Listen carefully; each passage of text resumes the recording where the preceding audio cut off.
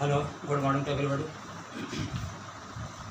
देखिए, इसका पहला वीडियो जो आपके पास गया था, तो इसका पहला वीडियो जो आपके पास गया था Indian civilisation and culture.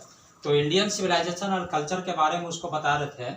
1 to 14 points आपको देकर बताया था उसमें कि गांधी के बारे में क्या क्या इंपॉर्टेंट चीज़ है ना। तो इंडियन सिविलाइजेशन और कल्चर का, सिविलाइजेशन और कल्चर में क्या अंतर है, इसको हम एक्सप्लेन आपके सामने कर रहे थे। लेकिन अब सेकंड वीडियो में बार बार उसी बात को रिपीट करना संभव नहीं है। आपको बोले थे कि इसके बाद जो जाएगा तो आपको फिर से आप रिपीट कर देते उस सेंटेंस को। बोला था कि आपको बुक जरूर हैंड में रखना है। रेनबो पार्ट 2 पुस्तक आपको ये वाली रखना है, क्योंकि आज हम आपको ये बुक शुरू करने जा रहे हैं। इंडियन सिविलाइजेशन और कल्चर का पहला लेसन है ना। तो भारतीय सभ्यता और संस्कृति। तो भारतीय सभ्यता क्या है, what is Indian civilisation in the view of Gandhi, है ना, ये क्या है, इसके बारे में हम लोग ट्राई करेंगे। देखिए, यहाँ से हम टेक्स्ट आपका पढ़ रहे हैं, ऊपर से लाइन इसका गांधी का जो इंट्रोडक्शन दिया हुआ है इसको पढ़ने का प्रयास कर रहे हैं। मिलाइएगा उसको। मोहनदास करमचंद गांधी 1869-1948। मोहनदास करमचंद गांधी इनका पूरा नाम है, जिनका जन्म 1869 में हुआ था और डेथ 1948 में हुआ था। पॉपुलरली नोन एज बापू, मुख्य रूप से इसको बापू के नाम से जाना जाता है, और the father of the nation, या राष्ट्रपिता के नाम से लोग इसे जानते हैं। Was more A spiritual leader, वो एक आध्यात्मिक गुरु थे। इसके पहले वीडियो में आपको जो पॉइंट क्लियर कर रहे थे उसमें विशेष जोर हम दे रहे थे। स्पिरिचुअल लीडर का शब्द हमने लिखा था, आध्यात्मिक गुरु थे। देन ए पॉलिटिशियन, वो एक पॉलिटिशियन थे, but he was more than a politician, वो एक पॉलिटिशियन से बढ़कर थे। और बढ़कर क्या थे, he was a spiritual leader, वह एक स्पिरिचुअल लीडर थे। He successfully used truth and non violence as the chief weapon against the British rule in India.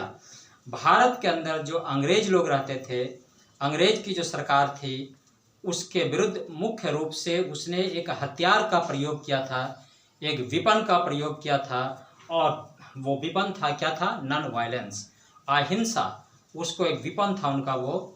तो ब्रिटिश रूल इन इंडिया के विरुद्ध उसने प्रयोग किया। And help India gain independence, और भारत को आज़ादी प्राप्त करने में उसने बहुत सहायता किया। फ्रॉम 1915 से लेकर टिल 1948 1948 तक। इस पॉइंट को भी हम विशेष जोर दिया था आपको कि 15 से लेकर 48 तक गांधी का भारतीय पॉलिटिक्स पर डोमिनेशन बना रहा। ही कंप्लीटली डोमिनेटेड इंडियन पॉलिटिक्स, है ना। भारतीय पॉलिटिक्स पर उनके जैसा कोई महान नेता नहीं आया। वन सेकंड,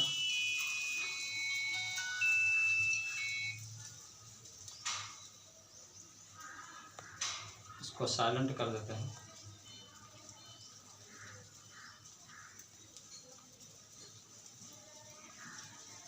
एक कॉल आ रहा था जो बीच में डिस्टर्ब हो रहा था। हाँ, तो आपको बता रहे थे 15 से लेकर 48 तक इनका डोमिनेशन बना रहा। He died at the hands of a fanatic on 10 January 1948। 10 जनवरी 48 को एक फैनेटिक के हाथ इनका हत्या किया गया था। हत्या का आपको हम बता रहे थे कि हत्या का इंग्लिश जो राजनेता का जो हत्या होता है उसके लिए असैसिनेटेड वर्ड का प्रयोग किया होता है ना। तो असैसिनेटेड हुआ था 10 जनवरी 48 को इनको असैसिनेट किया गया था। हिज ऑटोबायोग्राफी, उनका जो आत्मकथा था, माई एक्सपेरिमेंट विथ ट्रूथ, जिसका नाम था my experiment with truth, and the numbers article that he wrote for young India. और यंग इंडिया उस समय एक पत्रिका का नाम था। जितना भी ऐसे और आर्टिकल गांधी जी लिखा करते थे वो सब इसी में प्रकाशित होता था।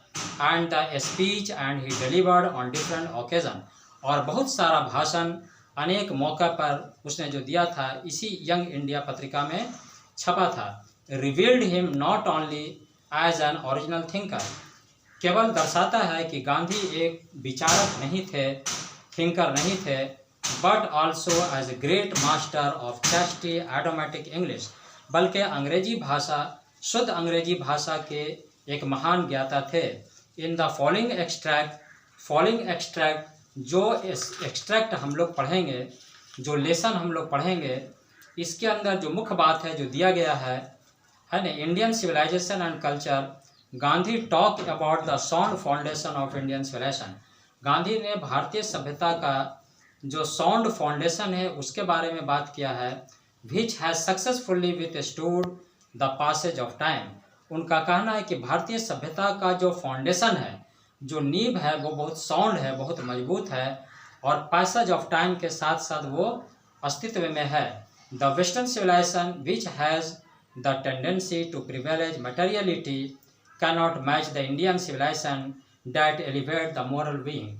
बोलता है वेस्टर्न सिविलाइजेशन जिसका टेंडेंसी होता है, जिसका विशेषता होता है materiality.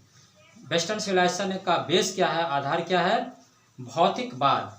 Can not match the Indian civilisation, भारतीय सभ्यता का वो तुलना नहीं कर सकता है, इसका मुकाबला नहीं कर सकता है।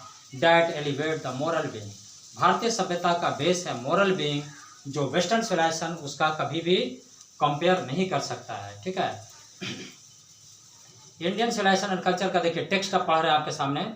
आई believe that the civilisation India has evolve is not to be beaten in the world.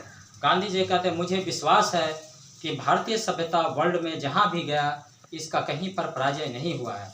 Nothing can equal the seed sown by our ancestor, हमारे पूर्वजों ने जो इसका बीज बोया था इसका कोई इक्वल नहीं है, इसका कोई बराबरी नहीं कर सकता है।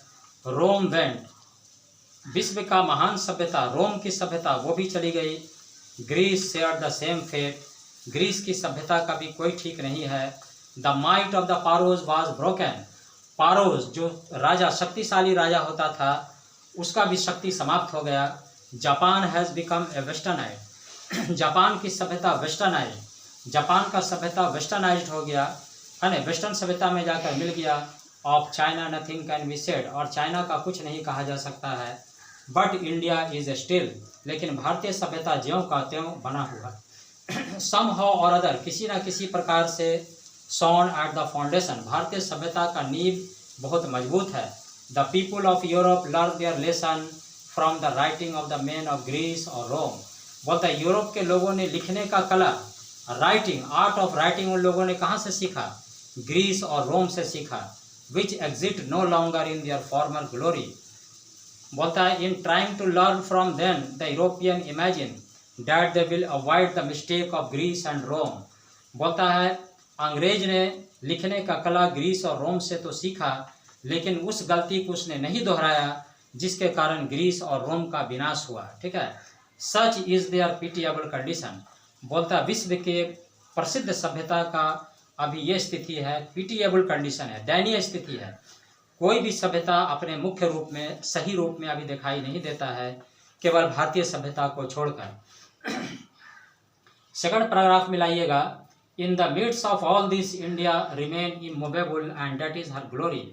सभी सभ्यता के बीच में यदि हम बात करते हैं तो भारतीय सभ्यता बिल्कुल इमूवेबल है, बिल्कुल स्थिर है, ये कहीं इधर उधर नहीं हुआ है और यही इसका ग्लोरी है। ग्लोरी का मतलब इसकी सुंदरता है।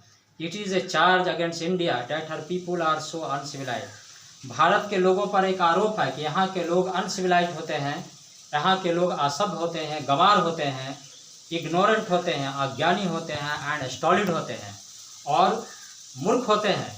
ये हम नहीं कह रहे हैं बल्कि विश्व के दूसरे लोग कहते हैं कि हम लोग अनसिविलाइज्ड हैं, इग्नोरेंट है और स्टॉलिड हैं। बोलती है ये हमारे ऊपर एक आरोप लगाया गया है। That it is not possible to induce them to adopt any change. और विदेशी लोग कहते हैं कि भारतीय लोग को चेंज पसंद नहीं है, परिवर्तन उन्हें नहीं चाहिए, जिस प्रकार से पहले के ज़माने में रहते थे उसी प्रकार से अभी रह रहे हैं। It is a charge really against our merit. लेकिन गांधी राइटर बोलते हैं कि नहीं, ये हमारे मेरिट पर आरोप लगाया गया है। What we have tested and found true on the anvil of experience। बोलता हमारा सभ्यता एक्सपीरियंस पर आधारित है, एक्सपीरियंस पर परखा हुआ है। We dare not change, और हमें अपने सभ्यता को चेंज करने का साहस नहीं है। हमारा सभ्यता इतना परिपूर्ण है, इतना परफेक्ट है कि हमको चेंज करने की आवश्यकता नहीं है। Many trust their advice upon India। अनेक लोगों ने भारत को ट्रस्ट दिखाया, भारत को विश्वास दिखाया कि आप अपने सिविलाइजेशन को चेंज कर लीजिए। बोलिए सिविलाइजेशन चेंज करने की चीज़ है? सिविलाइजेशन चेंज कभी नहीं हो सकता है। एंड सी रिमेन्स स्टडी, और यही कारण है कि भारतीय सभ्यता बिल्कुल स्टडी है, बिल्कुल अस्थायी रूप से बना हुआ है। दिस इज़ हर ब्यूटी, और यही इसकी सुंदरता है। It is the seat anchor of our hope. और इतना ही नहीं बल्कि भारतीय सभ्यता हमें भविष्य का सुरक्षा प्रदान करता है। अगर भारतीय सभ्यता के अंदर आप अपना जीवन व्यतीत कर रहे हैं, if you are living, if you are spending your life in Indian civilization, you are safe and sound because it is a seat anchor of our hope, क्योंकि यह हमारे भविष्य को सुरक्षा प्रदान करता है। कितना मिनट हुआ? 10:30। एक पैराग्राफ और पढ़ते हैं, चूँकि वीडियो में लिमिट टाइम रहता है। तो देखिए थर्ड लाइन आपका पढ़ रहे हैं, थर्ड पैराग्राफ इसका, civilization is that mode of conduct. अब सिविलाइजेशन को बोलता है कि सभ्यता उस आचरण का नाम है which point out to man the path of duty, जो किसी व्यक्ति को पाथ ऑफ ड्यूटी की ओर ले जाता है, किसी मानव को कर्तव्य का पाठ पढ़ाता है, वो है आपका भारतीय सभ्यता। इसके पहले वाले वीडियो में आपको बताया था वर्क इज वर्शिप, वो हमारे सभ्यता का लाइफ है ना, कर्म ही पूजा है, वो भारतीय सभ्यता आपको सिखाता है। Performance of duty and observance of morality, अपने ड्यूटी को परफॉर्म करना, अपने कर्तव्य को निभाना और मोरालिटी को ऑब्जर्व करना, नैतिकता के साथ साथ रहना, और कन्वर्टेबल टर्म हर व्यक्ति के लिए संभव नहीं है, वो बदलता रहता है। कोई कोई व्यक्ति तो बहुत ही ड्यूटीफुल होता है, बहुत कर्तव्यनिष्ठ होता है, परंतु उसके अंदर मोरल नहीं रहता है। ऐसा बहुत सारा एग्जाम्पल है। There are so many example in our society, people are dutiful, they are very responsive, but they are not man of moral. उनके अंदर मोरल नहीं रहता है, they are not man of character, वे चरित्रवान व्यक्ति नहीं होते हैं। यही बात आपको बताया गया है कि परफॉर्मेंस ऑफ ड्यूटी और ऑब्जर्वेंस ऑफ मोरालिटी, अपने ड्यूटी को परफॉर्म करना और साथ साथ मोरालिटी को लेकर चलना, यह हर आदमी के लिए संभव नहीं है। लेकिन हमारा भारतीय सभ्यता इस बात को सिखाता है। अगर भारतीय सभ्यता को आप सही रूप से समझ लीजिएगा तो आप दो चीज़ को जरूर फॉलो कीजिएगा। ड्यूटीफुल तो होंगे ही, यू मस्ट बी ड्यूटीफुल, आप तो कर्तव्यनिष्ठ होइएगा, but at the same time you will be a man of morality. लेकिन ये बात आपको बता देते हैं कि जो व्यक्ति भारतीय सभ्यता को बढ़िया से समझता है, फुल्ली उसको ऑब्जर्व किया है, वो मैन ऑफ मोरालिटी होगा, वो एक नैतिकवाद व्यक्ति जरूर होगा, उसके अंदर बहुत सारे अच्छे गुण पाए जाएंगे। ये मैं नहीं कह रहा हूँ, बल्कि हमारी भारतीय सभ्यता बताती है। To observe morality is to attain mastery over our minds and our passion. Gandhi ji आगे बोलते हैं कि अपने पैशन और माइंड, पैशन के माने होता चाहत, ख्वाहिश, जो व्यक्ति अपने ख्वाहिश पर और अपने विचार पर नियंत्रण कर लेता है ना, वो व्यक्ति मैन ऑफ मोरालिटी कहलाता है। उसी व्यक्ति को नैतिकवाद व्यक्ति बोलते हैं। तो नैतिकवाद व्यक्ति बनने के लिए दो चीज़ आवश्यक आपके अंदर होना चाहिए, वो होना चाहिए आपके विचार और आपके ख्वाहिश पर आपका कंट्रोल होना चाहिए। ठीक है, सो डूइंग, यदि आप ऐसा कर लेते हैं, वी नो आवर सेल्स, तो आप स्वयं को पहचान लेंगे कि आप क्या हैं। The Gujarati equivalent for civilization means good conduct. Gujarati भाषा में सिविलाइजेशन का जो अर्थ निकलता है वो होता है गुड कंडक्ट। गुड कंडक्ट का हिंदी होता अच्छा आचरण, अच्छा व्यवहार।